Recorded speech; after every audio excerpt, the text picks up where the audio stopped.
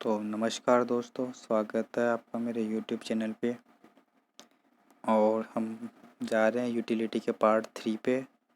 मैं क्षमा चाहूँगा, पिछले वाले वीडियो में थोड़ी सी आवाज़ की प्रॉब्लम थी, तो इस बार वो मैं कोशिश करूँगा कि वो थोड़ी कम हो जाए और हम अच्छे से कर लेंगे। ठीक है। तो हमने पढ़ लिया था law of diminishing marginal utility, और हम अब पढ़ेंगे law of equi marginal utility. Gossen ने दो लॉ दिए थे, एक तो डिमिनिशिंग वाला और एक इक्वी मार्जिनल वाला, है ना। डिमिनिशिंग वाला फर्स्ट लॉ था और इक्वी मार्जिनल वाला सेकंड लॉ था, है ना। तो इससे पहले हम ये पढ़े, हम समझ लेते इक्विलिब्रियम क्या होता है। इक्विलिब्रियम क्या होता है? इक्विलिब्रियम मतलब जहाँ पे मैक्सिमम सेटिस्फेक्शन मिले, मतलब संतुष्टि का लेवल सबसे ज़्यादा हो, मतलब। तो इक्विलिब्रियम यानी टोटल यूटिलिटी मैक्सिमम हो या मैक्सिमम सेटिस्फेक्शन मिले। ठीक है। इक्विलिब्रियम का मतलब यही होता है कि टोटल यूटिलिटी मैक्सिमम हो और मैक्सिमम क्या मिले? सेटिस्फेक्शन मिले। ये लिखा हुआ भी है ना। तो अब हम समझ लेते हैं लॉ ऑफ इक्वी। अब भी समझ में नहीं आया तो पूछ लेना, है ना। मैक्सिमम यानी संतुष्टि ज़्यादा मिले रहे भाई, तृप्ति का एहसास हो जाए, वो उसे कहते हैं इक्विलिब्रियम। तो हम देख लेते हैं अब law of equi marginal utility. तो इससे पहले हम समझते हैं क्या लिखा हुआ है। It states that at equilibrium the consumer will distribute his money income, मतलब जो भी पैसे वो खर्च करने के लिए लेके गया है वो, बिटवीन गुड्स इन सच ए वे, मतलब वो उन पैसों को दो चीज़ों को खरीदने में, है ना, ऐसे इन्वेस्ट करता है कि that the utility derived from the last रूपी, मतलब जो जो लास्ट 1 रुपये बचा है उसके पास, है ना, वो उन दोनों पे खर्च करे ना। वो उन 1 रुपये से उन दोनों चीज़ों पे खर्च करे, मतलब 1 रुपये से ये चीज़ भी खरीदे और एक रुपये से ही वो दूसरी चीज़ भी खरीदे, है ना। तो उन दोनों चीज़ों को खरीदने से जो उसे यूटिलिटी मिलेगी वो सेम होगी। समझ गए? एक आदमी कुछ पैसे लेके गया मार्केट में, है ना। तो अब क्या है कि वो सारी चीज़ें खरीद लेगा। मान लो लास्ट का उसे 1 रुपये बचा, उसे दो चीज़ें खरीदनी थी, है ना। मान लो पहली चीज़ और दूसरी चीज़। तो वो जो 1 रुपये है ना, अगर वो पहली चीज़ खरीदने पे जो उसे यूटिलिटी मिले, है ना, वो ही यूटिलिटी उसे वो दूसरी चीज़ खरीदने पे भी वही यूटिलिटी मिलनी चाहिए। मतलब 1 रुपये से मतलब यूटिलिटी सेम मिलनी चाहिए। बस ये कहा गया है इसमें कि consumer is in equilibrium position when marginal utility of money expenditure, when marginal utility of money expenditure on each good is same. मतलब marginal utility of money expenditure क्या होनी चाहिए? उसकी सेम होनी चाहिए, है ना। तो ये लिखा हुआ है। अब marginal utility of money expenditure क्या होती है? MUM। क्या होती है? MUM। और ये किसके बराबर होती है? मतलब उसे कितनी यूटिलिटी मिली, जैसे मान लो 1 रुपये में कितनी यूटिलिटी मिली, मतलब सीधी सी बात ये होती है कि marginal utility of money expenditure क्या होता है कि 1 रुपये में उसे कितनी यूटिलिटी मिली। जैसे मान लो प्राइस 10 रुपये है ना, और उसे यूटिलिटी मान लो 20 रुपये की मिली, तो मार्जिनल यूटिलिटी ऑफ मनी कितने रुपए की हो गई? 2 रुपये की हो गई, है ना। ठीक है। तो मार्जिनल यूटिलिटी ऑफ मनी मतलब 1 रुपये से कितनी यूटिलिटी मिली, इसे कहते हैं मार्जिनल यूटिलिटी ऑफ मनी। ठीक। तो उसे जो लास्ट 1 रुपये ऐसे मतलब खर्च करना चाहिए कि वो एक चीज़ खरीदे उससे भी उतनी ही यूटिलिटी मिले, और दूसरी चीज़ खरीदे तो भी उससे उतनी ही मार्जिनल यूटिलिटी ऑफ वो मिले, है ना। तभी कंज्यूमर क्या होगा? इक्विलिब्रियम पे होगा, है ना। तो इसका मतलब जब marginal utility of money same ही मिल रही है तो फिर ये दोनों बराबर भी होनी चाहिए। जैसे मान लो एक्स, उसने कोई वस्तु खरीदी एक्स, तो उसकी मार्जिनल यूटिलिटी ऑफ मनी तो क्या हो गई उसकी? ये हो गई। और उसने कोई वस्तु खरीदी वाई, तो उसकी मार्जिनल यूटिलिटी क्या हो गई? ये हो गई। अब जब उसने सेम ही चीज़ खरीदी है, ये लास्ट 1 रुपये में टोटल यूटिलिटी सेम ही मिल रही है उसको, है ना। तो ये दोनों बराबर होनी चाहिए कि नहीं होनी चाहिए? होनी चाहिए कि नहीं होनी चाहिए? होनी चाहिए ना, है ना। तो इसीलिए कहते हैं कि इक्विलिब्रियम पे यानी संतुष्ट बिंदु पे क्या होता है? MUX/PX बराबर MUY/PY, यानी marginal utility of money same रहती है। समझ गए, जहाँ पे ये है और ये एक चीज़ ये है ना। तो अगर एक और एक ही चीज़ हो तो यहाँ पे तो जैसे मान लो दो चीज़ें खरीद रहा हो, उसे मैक्सिमम सेटिस्फेक्शन मिल गया, लेकिन अगर एक ही चीज़ खरीद रहा हो तो अब क्या होगा, तब कैसे निकालेंगे संतुष्टि बिंदु। तो तब संतुष्टि बिंदु होता है कौन सा, कि M U X is equal to P X. क्या होता है, M U X is equal to P X, ये हो जाता है। ठीक है, लिख लेना है एक्स्ट्रा लाइन में, यहाँ से लिखने के बाद for one good M U X is equal to P X या M U Y is equal to P Y, ऐसे हो जाता है ना। तो इसकी दो कंडीशन होती है, एक तो ये हो गई, तो जब भी इक्विलिब्रियम पॉइंट आ जाए ये वाली चीज़ लिखनी है। जब भी बोल देना कि एट इक्विलिब्रियम पॉइंट, ये वाली चीज़ लिख के और निकाल लेना। जो भी पूछे, जैसे एम यू एक्स दे देगा, एम यू वाई दे देगा, पी एक्स दे देगा तो पी वाई पूछ लेगा। ठीक है, दूसरी कंडीशन क्या है,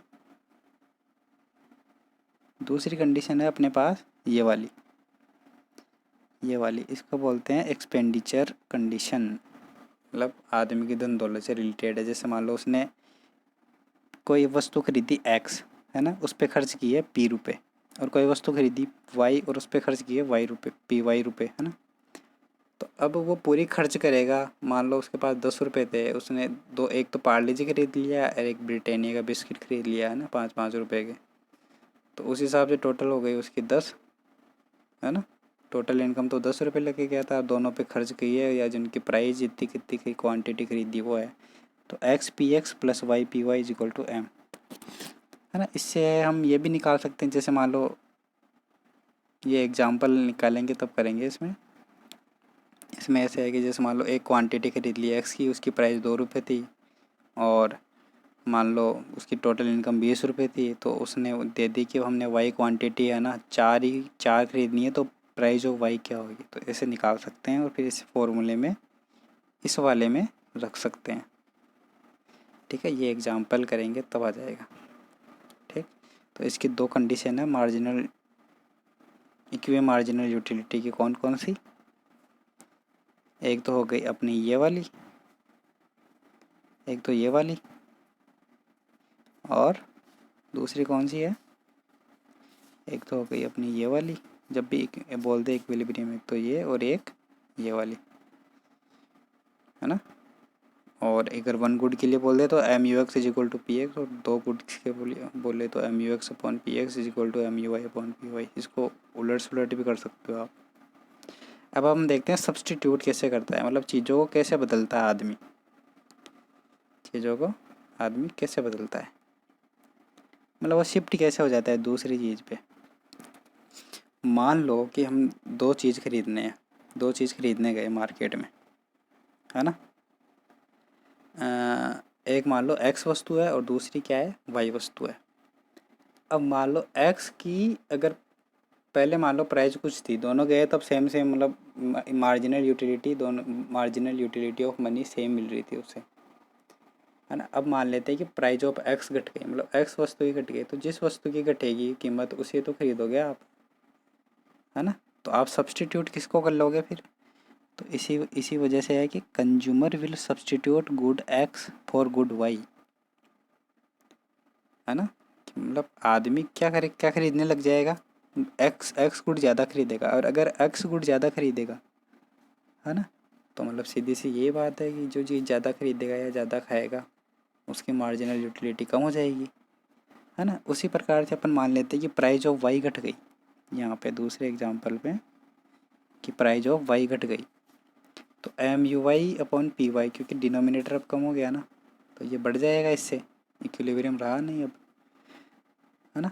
तो कंज्यूमर क्या करेगा, जिसकी प्राइस घट गई उसे ज़्यादा खरीदेगा, है ना। तो वो वाई को ज़्यादा खरीदेगा, यानी वाई को सब्सटीट्यूट करेगा एक्स की जगह, है ना। और उससे क्या हो जाएगी कि एम यू वाई, है ना, जो मार्जिनल यूटिलिटी ऑफ वाई है वो धीरे धीरे घटने लग जाएगी, क्योंकि उसे ज़्यादा कंज्यूम कर रहा है या ज़्यादा खरीद रहा है। और इक्विलिब्रियम पे क्या होगा, दोनों बराबर होंगे।